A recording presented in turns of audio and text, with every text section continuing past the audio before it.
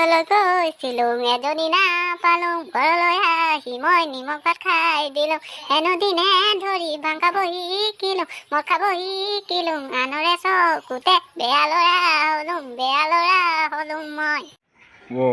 খুব ধুনীয়া কৈছ, খুব ধুনীয়া। পাইছ আগলৈ আৰু পাৰিবি দেই তই। কি কৈছ মানে ইয়াৰ মানে কি এইটো মতলবটো কি বুজা আকৌ।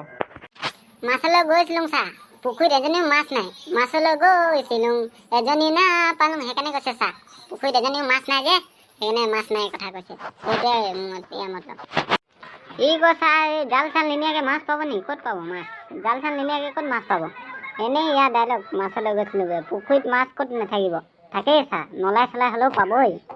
সেইটোতে কি বকিছে মইতো একো গমেই পোৱা নাই দে চা। কি বকিছে আৰু এইকেইটা মই একো গমেই পোৱা নাই। মাছলৈ গৈছিলোঁ মানে কোনোবাই কৈছে জাল নিনিয়াকৈ গৈছিলোঁ, কোনোবাই কৈছে পুখুৰীত মাছেই নাই বোলে।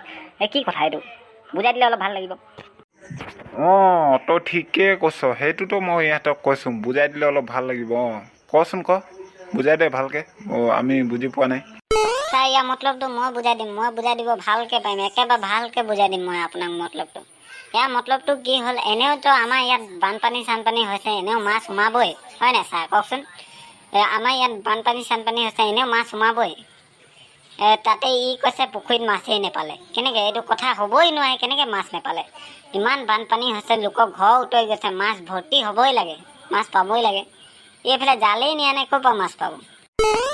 ইয়াৰ মতলবটো এইটো মানে বুজিলোঁ দে, হ'ব দে।